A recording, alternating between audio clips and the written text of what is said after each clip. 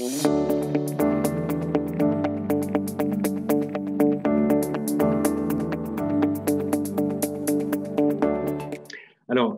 quels sont les profils caractéristiques en cas de pathologie respiratoire? Donc, très schématiquement, quand il y a une obstruction des voies aériennes, un trouble obstructif, se manifeste d'une part par un décalage vers le haut de la courbe de résistance, que vous voyez ici. D'abord, vous voyez que R5 est augmenté, il y a R20 est augmenté, mais il y a aussi une plus grande fréquence dépendance de la résistance. C'est-à-dire que la courbe de résistance, elle est concave et elle a tendance à être plus élevée vers les basses fréquences. Ensuite, dans le trouble obstructif, on a aussi une réactance qui devient plus négative et AX, c'est la surface au-dessus de la courbe de réactance qui augmente et la fréquence de résonance qui se décale vers la droite. Alors, quand le trouble obstructif s'aggrave, eh bien, ces variations s'accentuent. Alors, un trouble restrictif se manifeste en revanche par très peu de variations, peu ou pas de variations de la courbe de résistance. En revanche, X5, AX et fréquence de résonance varient un peu de la même manière. Autrement dit, la réactance devient de plus en plus négative et AX va avoir tendance à augmenter aussi dans le trouble restrictif. Donc, il faut bien noter que la réactance plus négative et l'AX augmentée à la fois dans l'obstruction périphérique et l'hétérogénéité et en cas de restriction et ne distingue pas entre ces deux phénomènes. Alors, pourquoi ça?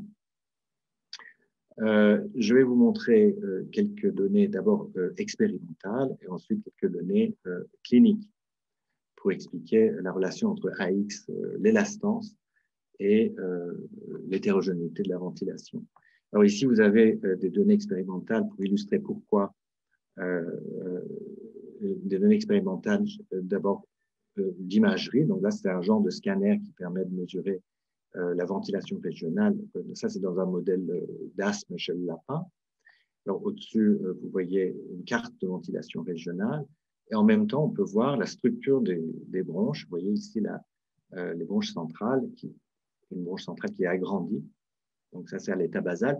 Alors, quand on donne la méthacholine de manière attendue, vous voyez que la bronche centrale se constricte, alors qu'il y a très peu d'hétérogénéité de ventilation en périphérie.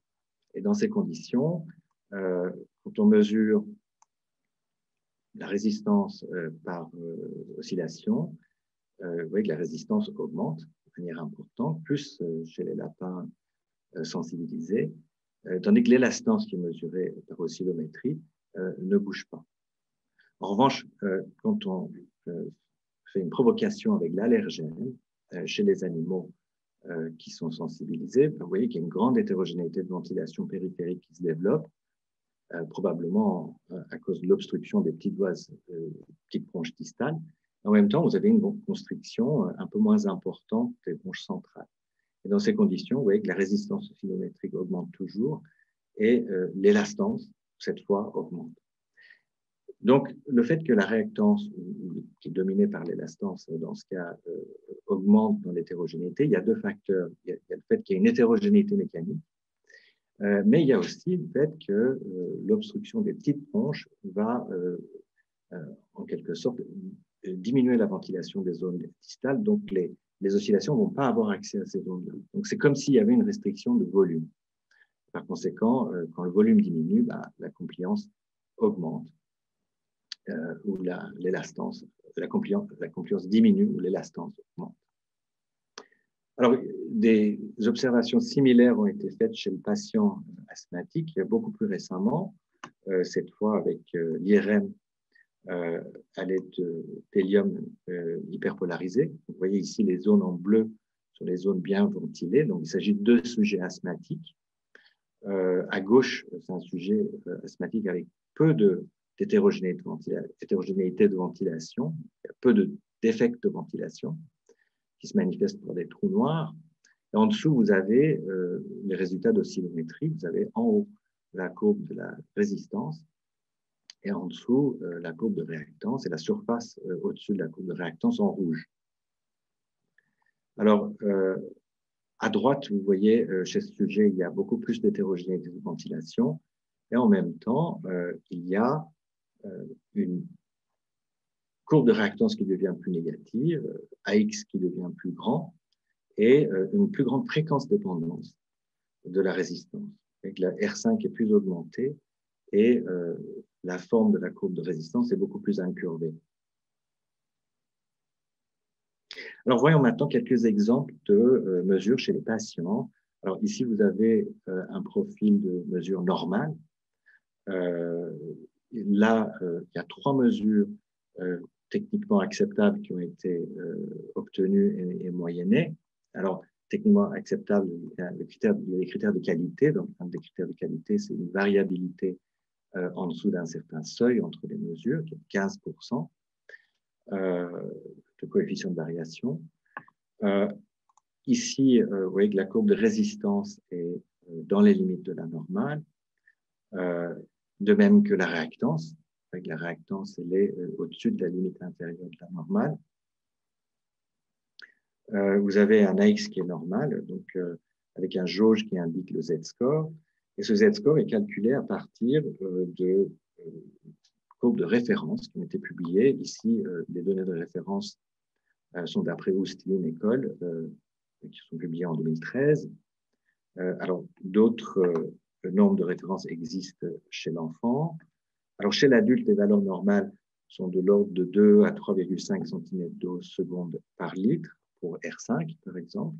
Alors, ces valeurs-là sont plus élevées chez l'enfant, où les valeurs dépendent de la taille et donc du volume pulmonaire, étant donné que le calibre des bronches varie avec le volume pulmonaire. Alors là, vous avez un exemple de trouble obstructif modéré. Ici, vous avez la R5 qui est augmentée et l'ensemble de la courbe de résistance, vous voyez, elle est augmentée, mais il y a très peu de fréquence dépendance. R5-20 est normal.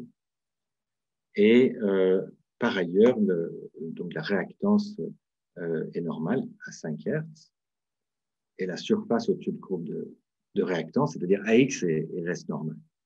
Pardon. Alors, dans un trouble obstructif plus sévère, vous voyez que la résistance devient beaucoup plus fréquence dépendante.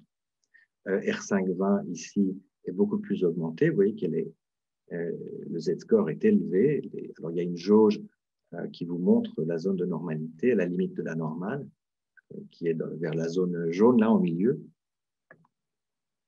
Et ici, la réactance est beaucoup plus négative. Donc là, on est face à un trouble obstructif plus sévère que le précédent que je vous ai montré. Et là, naturellement, AX est beaucoup plus grand.